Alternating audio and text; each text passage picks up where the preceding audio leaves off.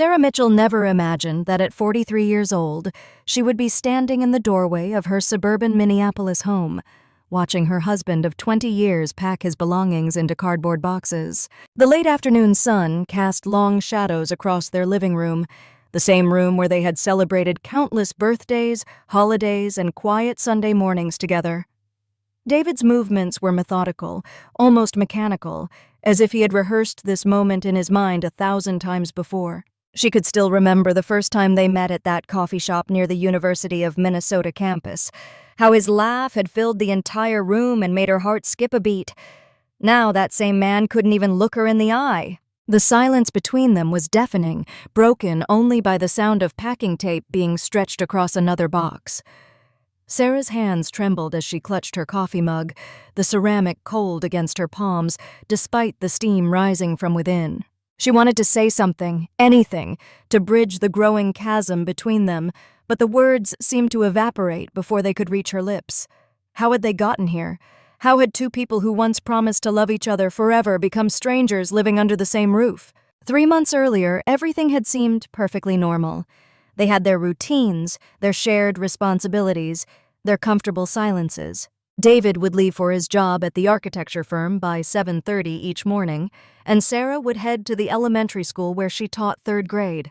Their daughter Emma was in her sophomore year at college in California, and their son Jake had just started his senior year of high school.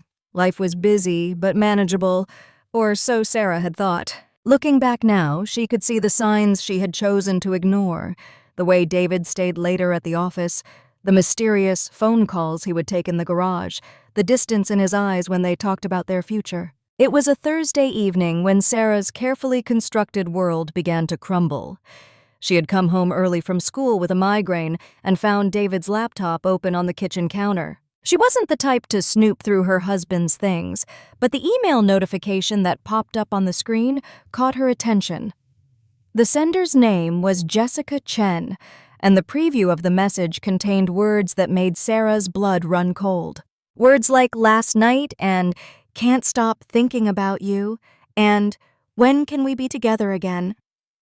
Her hands shook as she clicked on the email thread, each message revealing a relationship that had been developing for months, maybe even years. The confrontation that followed was unlike anything Sarah had ever experienced. David didn't deny the affair, didn't try to make excuses or shift the blame. He simply sat at their dining room table, the same table where they had shared 20 years of meals and conversations, and admitted that he had fallen in love with someone else. Jessica was a structural engineer at his firm, 10 years younger than Sarah, with no children, and what David described as a different outlook on life.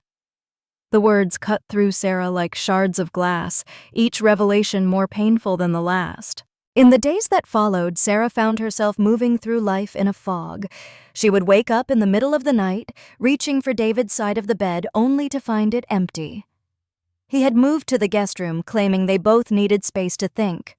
But Sarah didn't need space. She needed her husband back, needed the life they had built together to make sense again.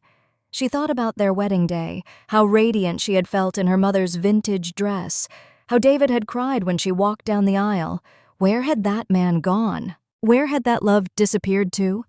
Emma called from California, sensing something was wrong even from thousands of miles away. Sarah tried to keep her voice steady, tried to protect her daughter from the truth for just a little while longer.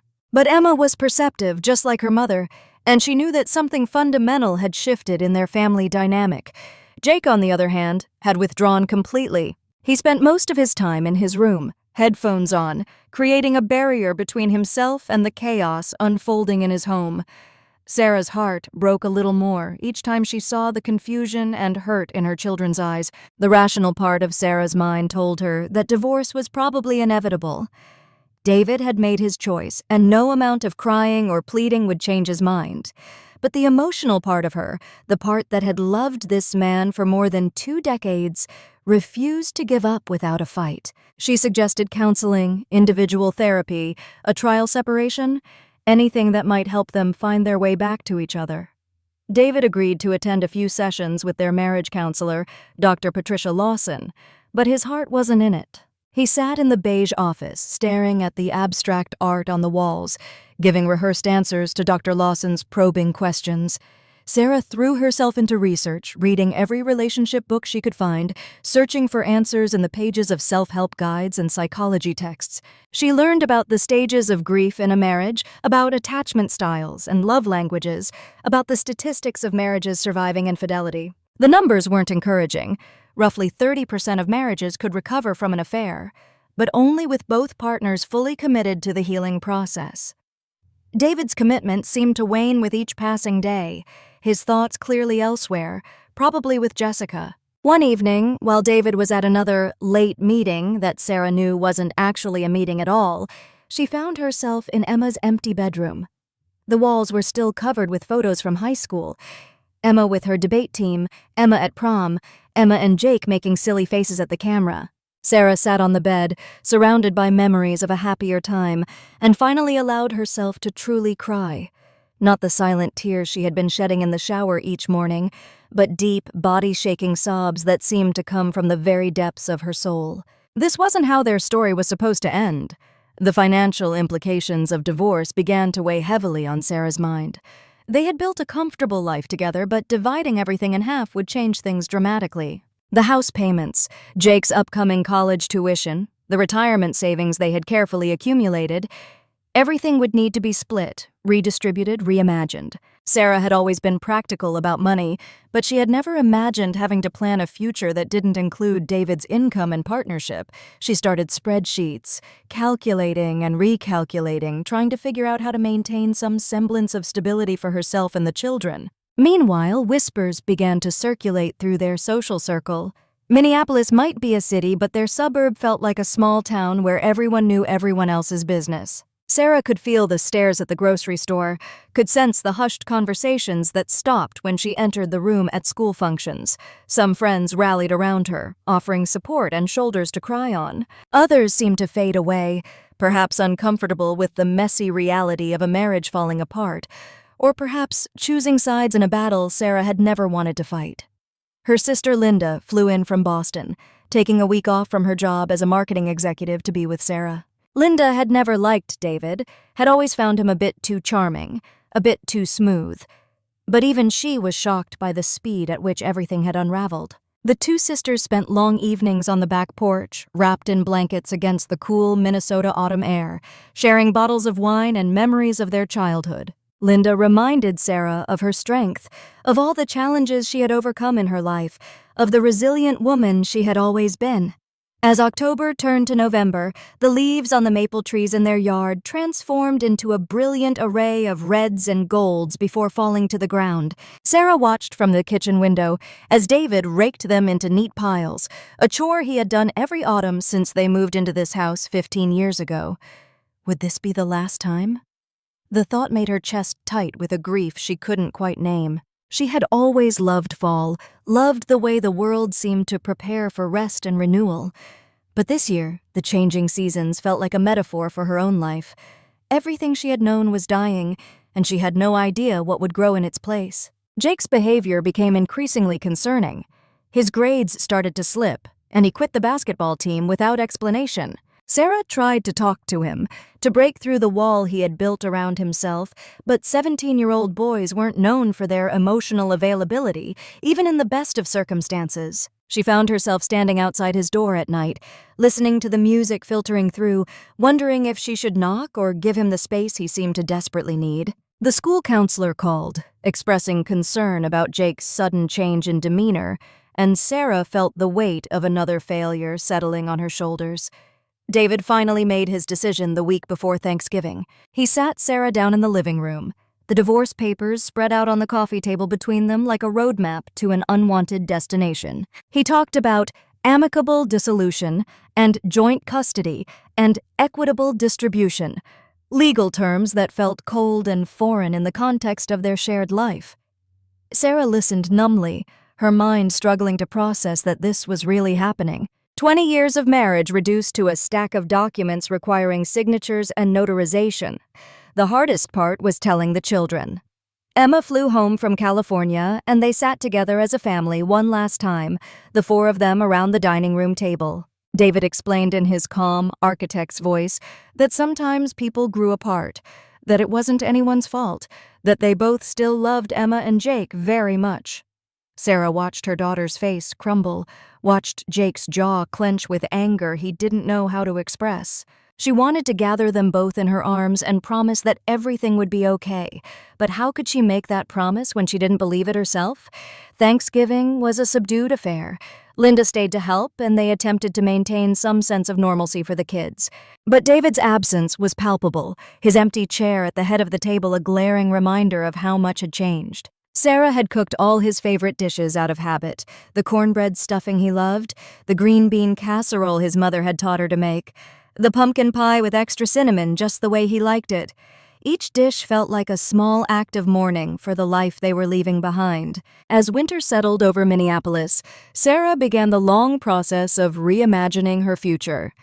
She met with lawyers, financial advisors, and therapists, building a team to help her navigate this new terrain. She joined a support group for women going through divorce, finding unexpected comfort in the shared experiences of strangers who understood her pain in ways her closest friends couldn't. In that circle of folding chairs in the basement of a community center, Sarah began to find her voice again, to remember who she was beyond being David's wife. The house felt too big, too empty, too full of memories. Sarah started spending time in spaces David had never occupied. The small sunroom off the kitchen that she had always wanted to turn into a reading nook, the corner of the basement that could be transformed into an art studio. She had given up painting when Emma was born, always meaning to get back to it but never finding the time. Now, time stretched before her in ways that were both terrifying and oddly liberating. She bought canvases and oils, setting up an easel by the window where the light was best in the morning. Jake slowly began to open up, usually during car rides when he didn't have to make eye contact. He talked about feeling angry at David, but also guilty for that anger. He worried about Sarah being alone, about who would fix things around the house, about whether they would have to move. Sarah assured him that they would figure it all out together, that she was stronger than he might think. She started teaching him practical skills: how to check the oil in the car, how to reset the circuit breaker, how to cook a few simple meals. It became their way of connecting, these small lessons in self-sufficiency. Emma struggled in her own way, calling more frequently from California, her voice often thick with tears she was trying to hold back. She felt torn between her parents, unsure how to love them both while watching them tear their lives apart. Sarah tried to shield her from the uglier aspects of the divorce, but Emma was an adult now, capable of understanding the complexities of human relationships. They had long, difficult conversations about love and loss, about forgiveness and moving forward, about how families can change shape but still remain families. Christmas approached with all the complicated emotions holidays bring to divorced families. David wanted to spend Christmas Eve with the kids, starting new traditions in his downtown apartment. Sarah agreed, though the thought of spending that night alone felt unbearable. Linda offered to come back, but Sarah declined. She needed to learn how to be alone, how to find peace in her own company. She spent the evening painting, losing herself in the swirls of color on canvas, creating abstract representations of the emotions she couldn't quite put into words. On Christmas morning, the kids returned, and Sarah was determined to make it special despite everything. They opened presents under the tree, ate cinnamon rolls for breakfast, watched old home movies that carefully avoided too many shots of David. Jake gave her a framed photo he had taken during a family camping trip the previous summer.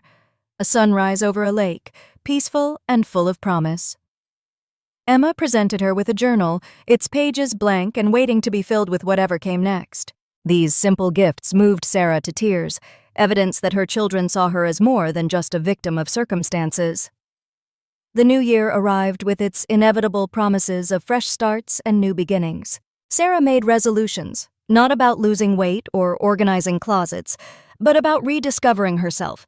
She signed up for an art class at the community college, joined a book club that met at the local library, started taking morning walks around the lake near their house. These small acts of self-care felt revolutionary after years of putting everyone else's needs first.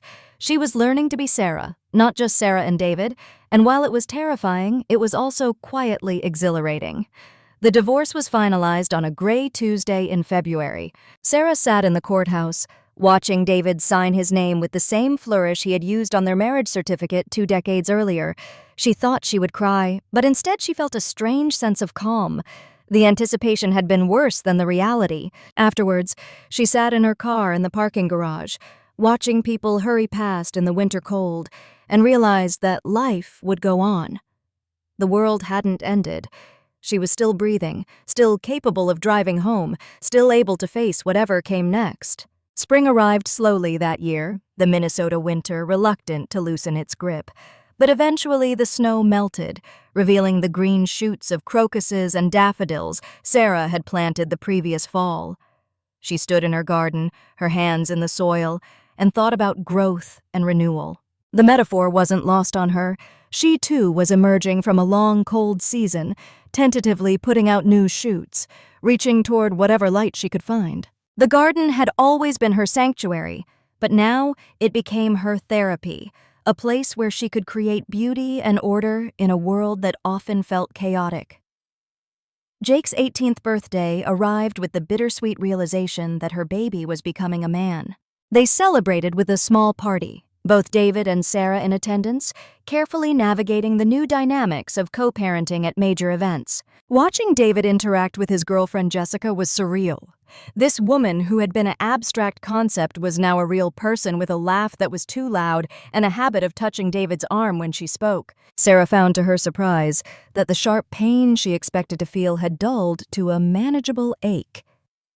College acceptance letters began arriving for Jake, each one opening new possibilities for his future. He had applied to schools both near and far, unsure whether he wanted the comfort of staying close or the adventure of starting fresh somewhere new. Sarah encouraged him to follow his dreams, not to make decisions based on worry about leaving her alone. When he ultimately chose a school in Chicago, close enough to visit but far enough to feel independent, she felt proud of the young man he was becoming, despite the challenges of the past year. Emma came home for spring break with news of her own. She'd been accepted to a prestigious graduate program in New York, a dream opportunity that would take her even farther from home. Sarah could see the conflict in her daughter's eyes, the desire to pursue her ambitions warring with the guilt of leaving during a difficult time. But Sarah had learned something important through her own struggles. You couldn't live your life for other people, not even the people you loved most. She told Emma to go, to chase her dreams, to build the life she wanted without apology. As summer approached, Sarah received an unexpected call from the principal at her school. There was an opening for a curriculum coordinator, a position that would mean more responsibility but also more creative freedom in shaping how children learned. The Sarah of a year ago might have been too afraid to apply, too unsure of her abilities to step outside her comfort zone. But this Sarah, the one who had survived the implosion of her marriage and learned to stand on her own, submitted her application with confidence. When she got the job, she celebrated with Linda over video chat and a bottle of champagne, toasting to new beginnings. The first anniversary of David's revelation came and went without fanfare. Sarah marked it only by noting how much had changed in 12 months. She was living alone for the first time in 20 years, Jake having left for college the week before. The house felt different now.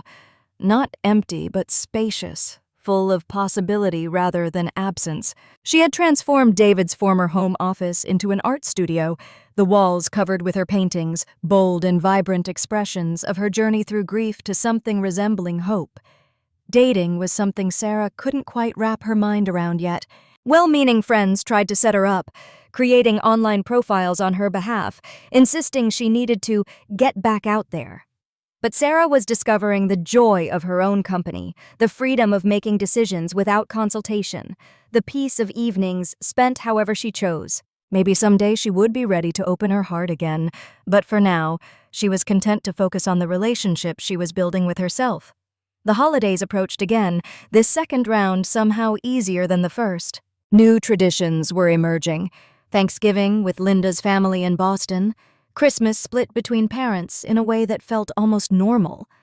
Sarah hosted a holiday party for her book club, filling her home with laughter and conversation that had nothing to do with her former life. She realized that she had built a community of her own, separate from the coupled world she had inhabited for so long. One evening in early December, while organizing closets, Sarah came across their wedding album. She hadn't looked at it since David left, afraid of the pain it might trigger. But sitting on her bedroom floor, turning the pages slowly, she found that the pain had transformed into something else, a bittersweet acknowledgement of a chapter that had been important, but was now closed. The young couple in those photos had no idea what lay ahead, but they had been happy in that moment. That happiness had been real, even if it wasn't eternal. Jake came home for winter break changed by his first semester of college. He was more confident, more independent, more at peace with the new shape of their family. He talked about his classes, his new friends, the girl he had started dating. Sarah listened with joy, relieved to see him thriving despite her fears that the divorce would derail his life. He spent time with both parents, navigating the split with a maturity that made Sarah proud. When he hugged her goodbye to return to school, he whispered, "You're doing great, Mom." And those simple words meant more than he could know. The new year brought unexpected opportunities. Sarah's paintings had caught the attention of a local gallery owner who offered her a spot in a group show featuring emerging artists. The thought of displaying her work publicly was terrifying. These paintings were visual diaries of her most vulnerable moments. But she said yes, understanding that art, like healing, required courage. The opening night was a blur of wine and conversations with strangers who connected with her work in ways that surprised and moved her. Among the attendees was a man named Michael, a widower who taught history at the university. He stood for a long time in front of a painting she had titled After the Storm, a turbulent seascape that gradually gave way to calmer waters. They talked about art and loss, about starting over in middle age, about the unexpected ways life could surprise you. He asked if she would like to have coffee sometime, and Sarah found herself saying yes, not because she was ready for romance, but because she was ready for new friendships, new connections, new possibilities. Their coffee turned into weekly meetings at a small cafe near campus. Michael was different from David in every way, quieter, more introspective, with a gentle humor that made Sarah laugh in ways she had forgotten she could.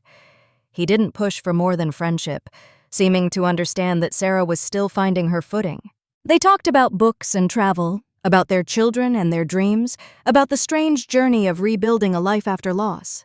It was healing in its own way, this platonic connection with someone who understood that some wounds took time to heal. Emma graduated from college with honors, and Sarah sat in the audience with David and Jessica, the three of them united in their pride despite the awkwardness of their configuration. Watching Emma walk across the stage, Sarah was struck by how much they had all survived and grown. The family they were now was different from the family they had been, but it was still a family. Emma was starting her new life in New York with strength and grace, carrying the lessons of the past year with her, but not letting them define her limits. Summer brought a milestone Sarah hadn't anticipated. She and David would have been married 22 years. The date passed quietly, marked only by a text from Linda checking in, and a particularly vigorous session in the garden. Sarah planted new perennials, varieties she had always wanted to try, but David had thought too wild for their carefully manicured yard.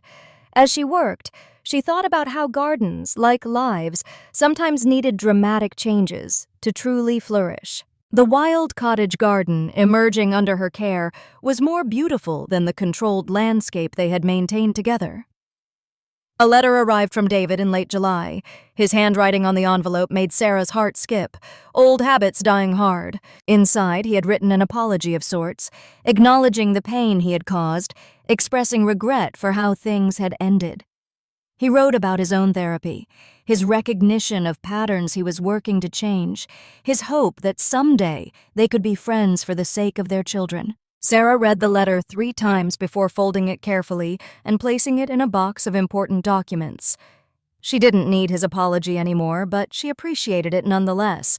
The art show had been successful enough that Sarah was invited to mount a solo exhibition. She threw herself into creating new work, paintings that explored themes of transformation and renewal.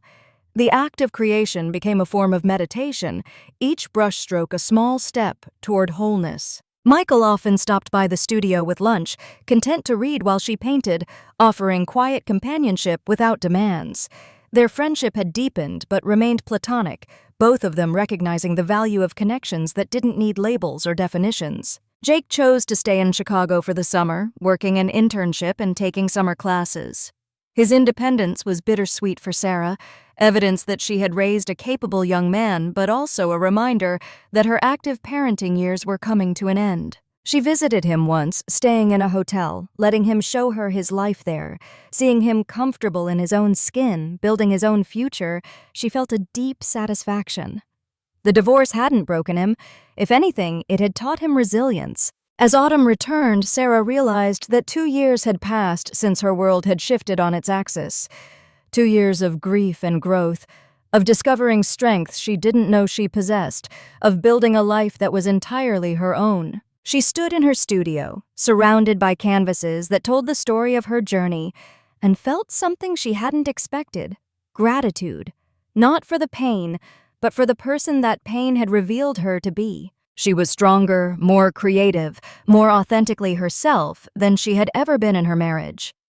The book club had become one of Sarah's anchors, a monthly gathering of women who had become true friends. They read everything from literary fiction to mystery novels, but the real value was in their discussions that ranged far beyond the books.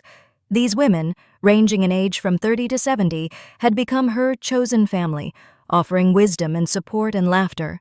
When one member went through her own divorce, Sarah was able to offer the kind of understanding that only came from experience, completing a circle of support that sustained them all. Michael finally asked Sarah on what could only be called a real date, dinner at a restaurant that required reservations. Sarah agonized over what to wear, feeling like a teenager despite being in her mid-40s. The evening was lovely, filled with conversation and connection. But when Michael walked her to her door, Sarah knew she wasn't ready for more. He accepted her honesty with grace, suggesting they continue as they had been, friends who enjoyed each other's company without expectations. It was a gift, this understanding, this patience. The solo art exhibition opened on a crisp November evening. Sarah stood in the gallery, watching people move through the space she had created, seeing her journey reflected back through their eyes. Emma flew in from New York. Jake drove up from Chicago, and even Linda made the trip from Boston. Her family, different now but still hers, surrounded her with love and support.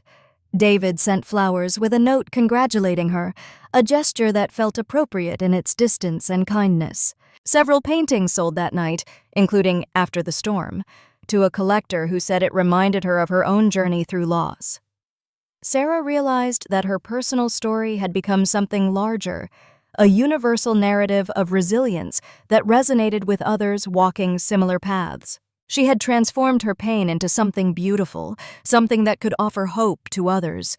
It wasn't the life she had planned, but it was a life with meaning and purpose. Winter arrived with its familiar challenges, but Sarah faced them with confidence now. She knew how to maintain the house, how to navigate the holidays, how to be alone without being lonely.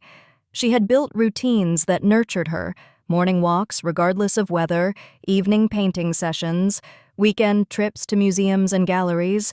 Her life was full in ways she hadn't anticipated, rich with friendships and creative pursuits, and the deep satisfaction of self-reliance.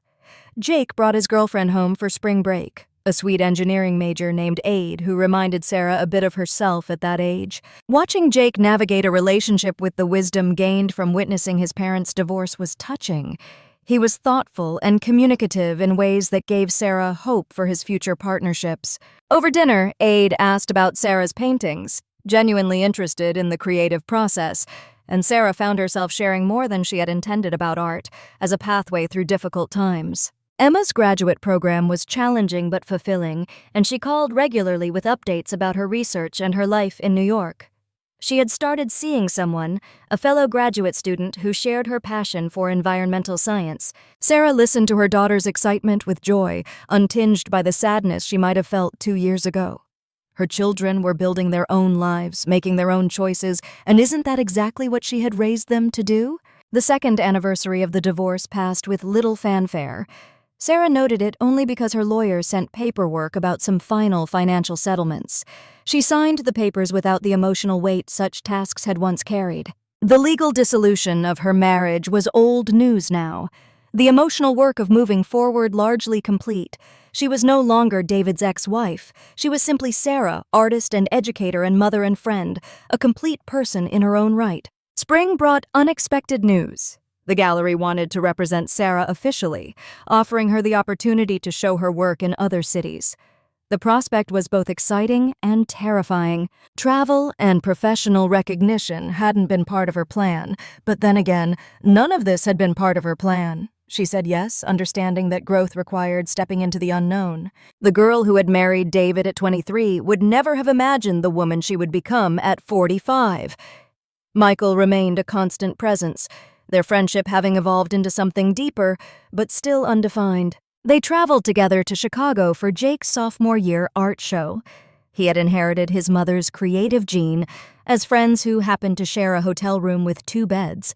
The easy companionship, the lack of pressure, the genuine enjoyment of each other's company felt like a gift. Sarah wasn't sure if it would ever become something more, and she found she was okay with that uncertainty.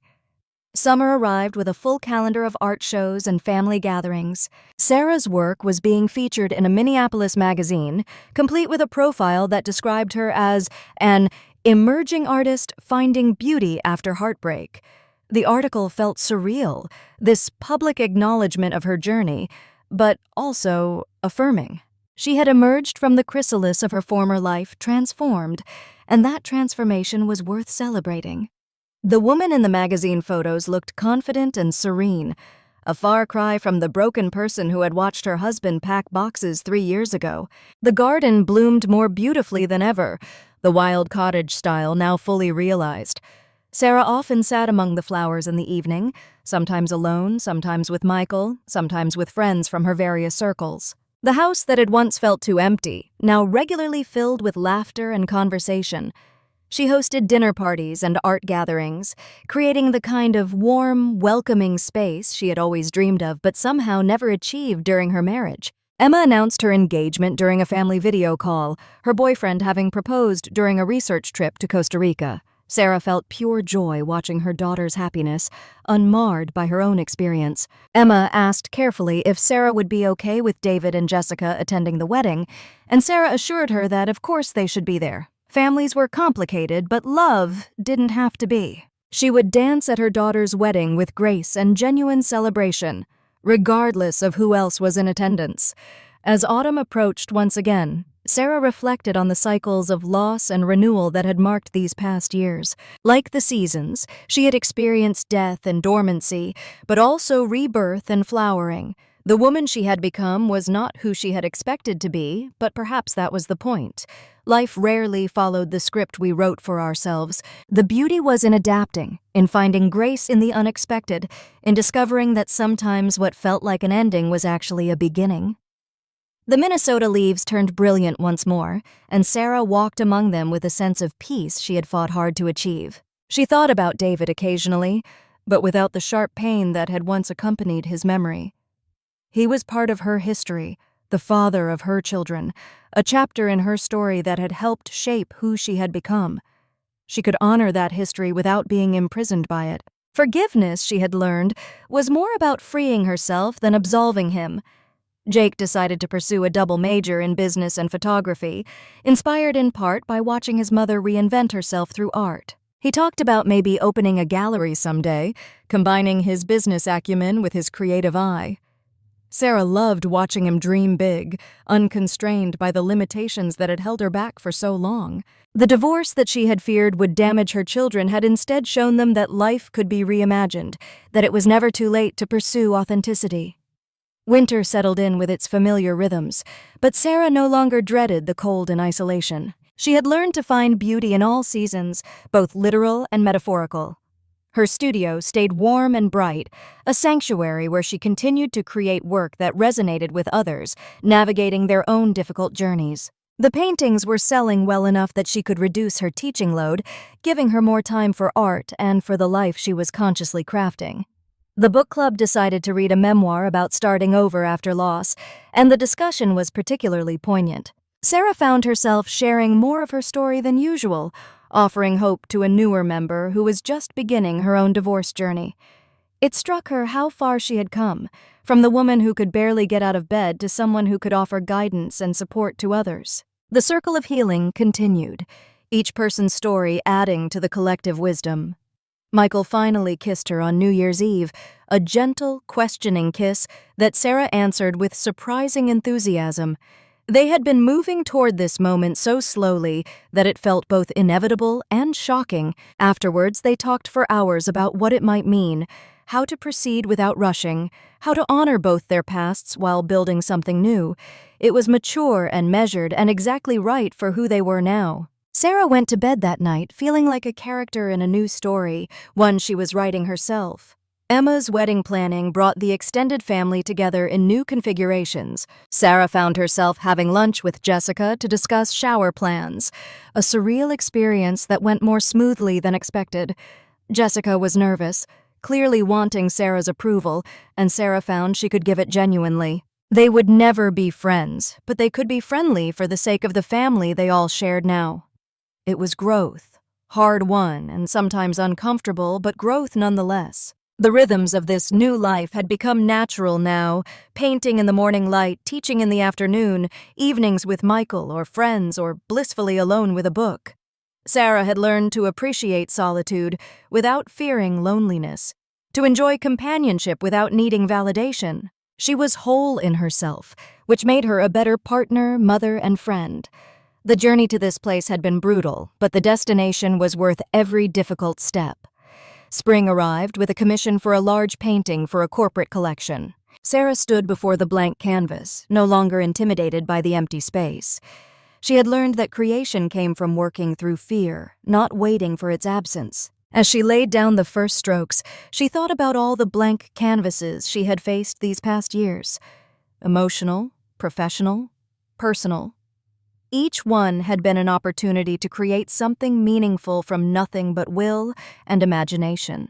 The painting emerged over weeks of work, an abstract landscape that suggested both turbulence and calm, endings and beginnings, loss and hope. When it was installed in the corporate lobby, Sarah stood looking at it with Michael and felt a deep satisfaction. Her pain had become beauty that would touch strangers' lives in ways she would never know. The ripples of her healing extended far beyond her own story, creating connections and inspiring others to find their own paths through difficulty. Jake graduated from college with honors and multiple job offers. At the celebration dinner, both sets of parents present and cordial, Sarah marveled at the young man he had become. His speech thanked both parents for different things.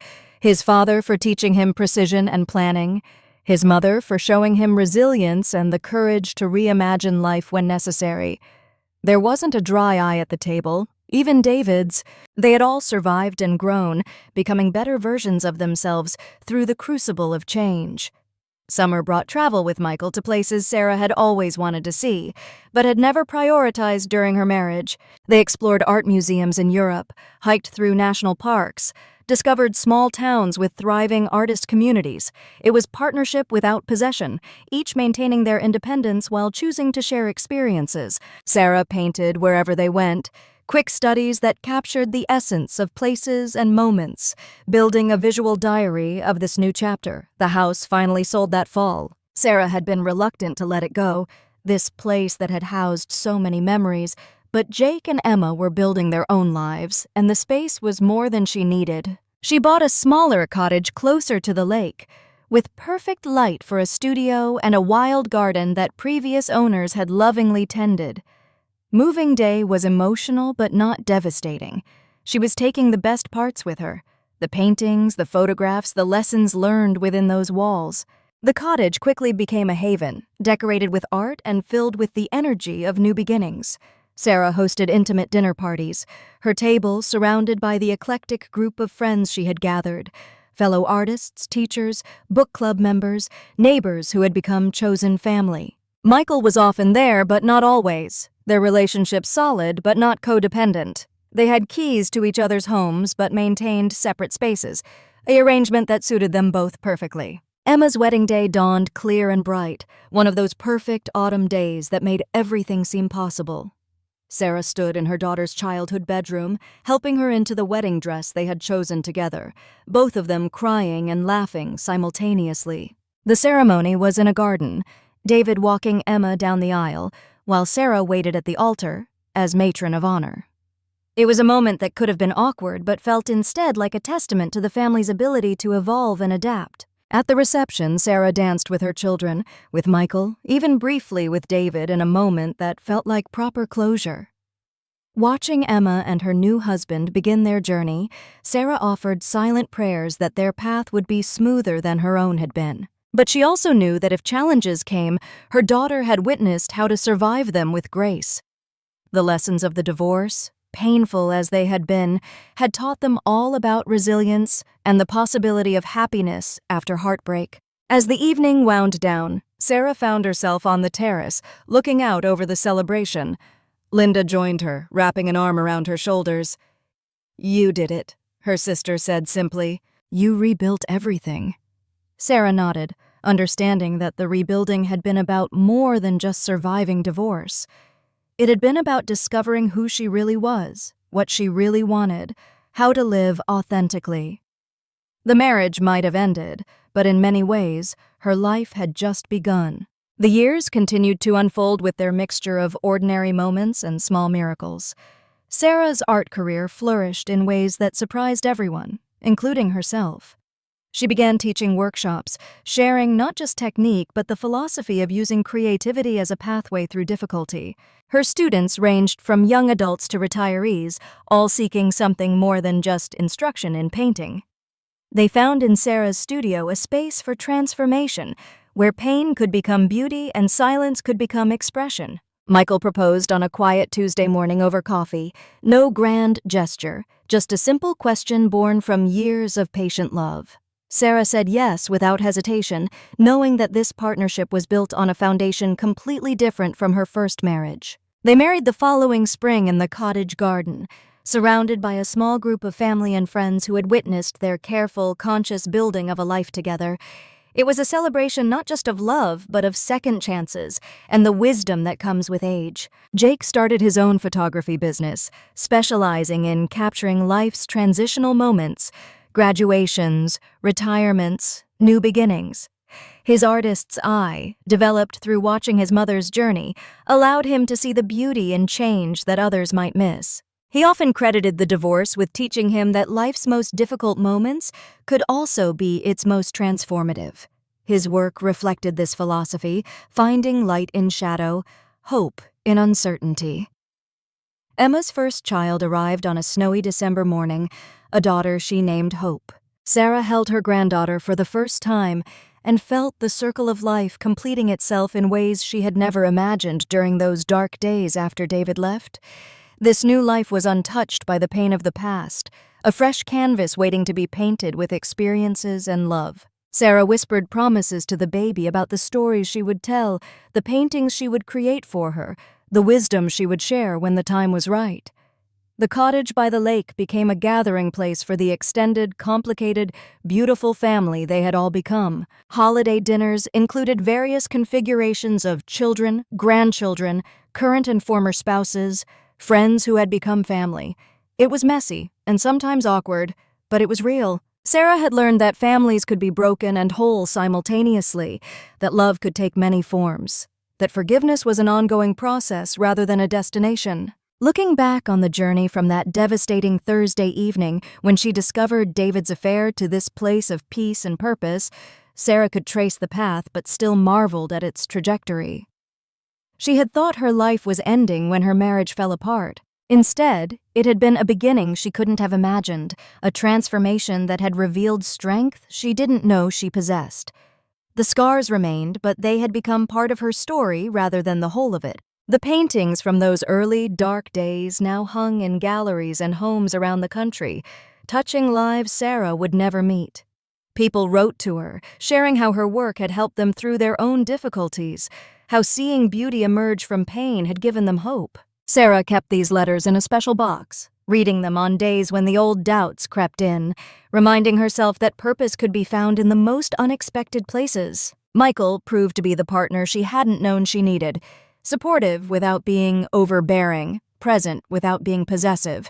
Their marriage was a quiet joy, built on mutual respect and the hard-won knowledge that happiness was a choice made daily rather than a state achieved once and maintained forever.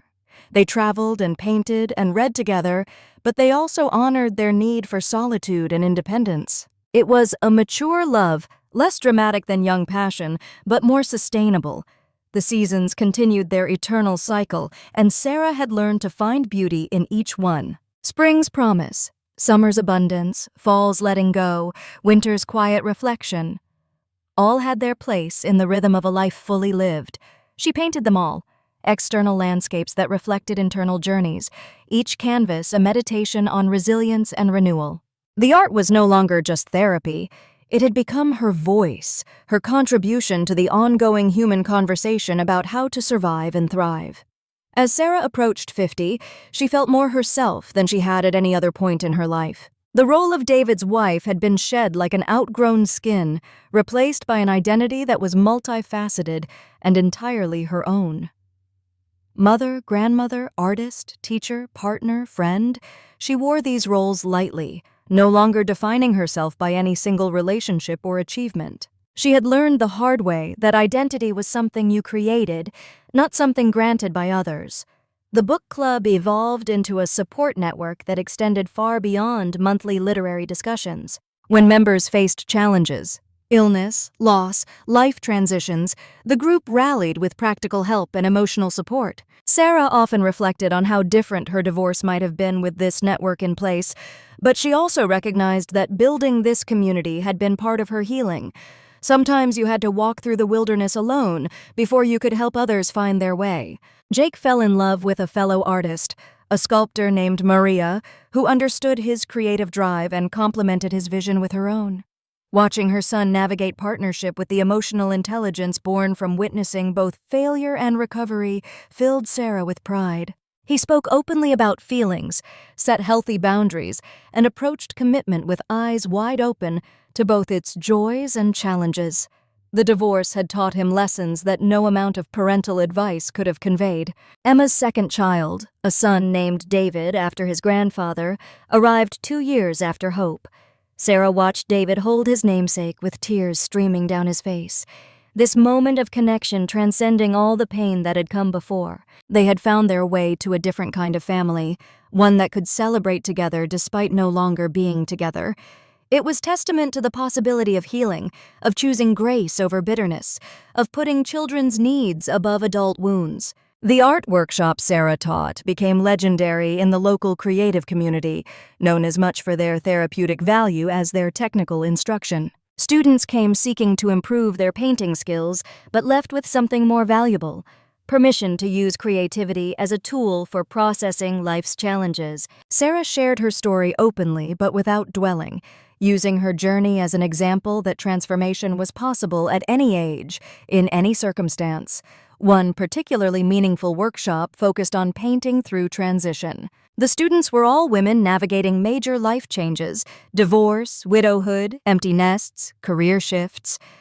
As Sarah watched them tentatively approach their canvases, she remembered her own first attempts to paint her pain. Now she could guide others through that process, helping them find visual language for experiences that defied words. The workshop culminated in a group show that drew unexpected crowds, proof that personal stories could become universal touchstones. Michael's retirement allowed them to travel more extensively, but always with home as an anchor. The cottage by the lake remained their sanctuary, the place where grandchildren came for summer weeks, where holiday traditions evolved to accommodate growing families, where Sarah's studio continued to be the birthplace of work that mattered. They had achieved something precious, a life that was both adventurous and grounded, connected and independent. On what would have been her 25th wedding anniversary to David, Sarah felt only a gentle nostalgia, like looking at old photographs of people you once knew well but had lost touch with naturally. The date held no sting, no regret, just acknowledgement of a path that had led somewhere unexpected, but ultimately right. She spent the day painting with Hope, now 5 and showing artistic inclinations of her own, passing on not just technique, but the joy of creation. The local museum acquired several of Sarah's paintings for their permanent collection, a recognition that felt surreal even years into her successful art career. At the acquisition ceremony, she spoke about second acts and the courage to begin again, her words resonating with an audience that saw her as an inspiration. But Sarah knew the truth. She hadn't been brave so much as desperate, hadn't chosen transformation so much as survived it. The beauty was in what had emerged from that survival. Linda visited regularly, their sister bond stronger than ever. They would sit in the garden, women in their 50s now, and marvel at the journeys they had taken. Linda's support during the divorce had been crucial, but their relationship had evolved beyond crisis management into true friendship. They traveled together sometimes, leaving husbands behind for sister adventures that felt like reclaiming parts of themselves that marriage and motherhood had temporarily obscured. The cottage garden grew wilder and more beautiful each year, a reflection of Sarah's own journey from controlled perfection to authentic beauty. She often painted there in the early morning, capturing the interplay of light and shadow, growth and decay, the endless cycle of renewal that nature demonstrated so effortlessly. These garden paintings became some of her most sought-after work, their layers of meaning speaking to viewers on multiple levels. Jake's wedding to Maria was a bohemian celebration at an art collective, with installations created by their artist friends and music that went until dawn. Sarah danced until her feet hurt, surrounded by young creatives who had adopted her as an honorary member of their tribe. Watching Jake pledge his love with full awareness of both its fragility and its strength, she felt the final healing of wounds she hadn't realized were still tender. Her children had taken the lessons of her broken marriage and built something new, something hopeful. Grandchildren multiplied. Emma had one more, Jake and Maria had twins, and the cottage became command central for a growing clan. Sarah taught them all to paint, to garden, to see beauty in unexpected places. But more than skills, she taught them resilience by example, showing them that life could knock you down but not knock you out, that creativity could be salvation, that family took many forms. They would grow up knowing their grandmother as an artist and adventurer, not just as the woman who had survived their grandfather's leaving. The retrospective of Sarah's work at age 55 drew crowds that surprised everyone, including the gallery owners. 20 years of painting through pain and into joy had produced a body of work that chronicled not just personal transformation, but universal themes of loss, renewal, and the courage to continue. Standing in the gallery surrounded by her life's work, her family, her chosen community, Sarah felt a completeness that had nothing to do with romantic partnership or conventional success. Michael's sudden illness 2 years later tested their carefully constructed life in new ways. The diagnosis was serious but not hopeless, requiring treatment that would be long and difficult. Sarah became a caregiver in ways she had never imagined, but she approached it with the same grace she had learned through other challenges. They faced this together, adjusting their dreams to accommodate new realities, finding that love could deepen, even in the face of mortality. The treatment was successful, but it changed them both. They sold the cottage and moved to a smaller place in town, closer to medical facilities and family. Sarah converted a spare room into a studio, proving that creativity could flourish anywhere when the spirit was willing. The new garden was tiny but perfect, a jewel box of beauty that required less maintenance but provided equal joy. Life continued to require adaptations, and they had become masters of the art. Emma stepped into her own power during this time, managing family logistics with efficiency and compassion. She had become the kind of woman Sarah had always hoped to raise, strong but tender, successful but grounded, capable of both achievement and nurturing. Watching her daughter navigate adulthood with such grace was a gift Sarah hadn't anticipated during those early days of single motherhood when she had worried constantly about the impact of divorce on her children. The grandchildren grew with astonishing speed, each developing their own personalities and interests. Hope showed serious artistic talent, spending hours in Sarah's studio absorbing both technique and philosophy. David Jr. was a natural athlete with Jake's sensitivity, navigating the world with the emotional intelligence that belied his years. The twins were forces of nature, creative chaos incarnate, reminding everyone that joy didn't require perfection. Sarah painted them all, capturing fleeting moments of childhood that would become family treasures. At 60, Sarah felt both ancient and brand new. Her hands showed the wear of years of painting, gardening, living, but her spirit felt lighter than it had at 30. She had learned to hold life loosely, appreciating each day without clinging to outcomes. The young woman who had desperately tried to save a failing marriage seemed like a different person entirely, someone she could regard with compassion, but no longer recognized as herself. The art world had embraced Sarah as an elder stateswoman of sorts, someone whose work spoke to the possibility of beauty after trauma. She was invited to speak at conferences, to judge competitions, to mentor emerging artists, but the real satisfaction came from the quiet moments in her studio, when brush met canvas and something true emerged. Fame had come unexpectedly and late, but it mattered less than the daily practice of creation.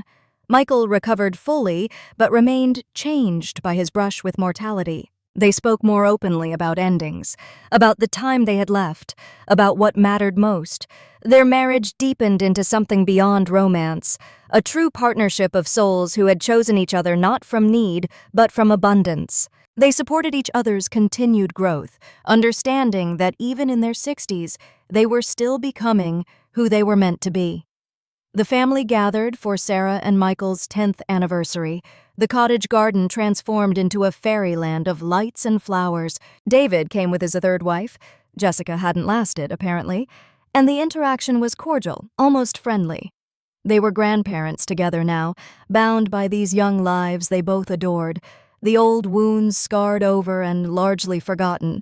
Sarah felt no triumph in his obvious admiration for the life she had built, only a quiet satisfaction that they had both found their separate paths to happiness. That night, after everyone had gone home, Sarah and Michael sat in their garden, the same stars overhead that had witnessed her darkest nights now shining on a life transformed. She thought about the woman who had stood in her doorway all those years ago, watching her life pack itself into boxes and drive away. That woman couldn't have imagined this moment. The peace, the purpose, the paintings, the people who filled her life with meaning. The journey from there to here had been anything but linear, marked by setbacks and breakthroughs, despair and hope. But that was the nature of transformation, Sarah had learned. It wasn't a destination you arrived at, but a process you engaged with daily. Every morning, she still chose to get up, to create, to connect, to continue becoming. The divorce that had once seemed like an ending had been the catalyst for a life more authentic and fulfilling than any she could have planned. She had been broken open rather than broken apart, and in that opening, light had entered. As she and Michael headed inside, Sarah paused to look at the moon, the same moon that had witnessed her tears, her struggles, her gradual rebuilding. She sent up a prayer of gratitude. Not for the pain, never for that, but for the strength she had found to transform it into something beautiful. Tomorrow she would paint again, teach again, love again, building on the foundation of all that had come before. The story wasn't over. It never really was. But this chapter, this moment, this life she had created from the ashes of the old one was more than enough. It was everything.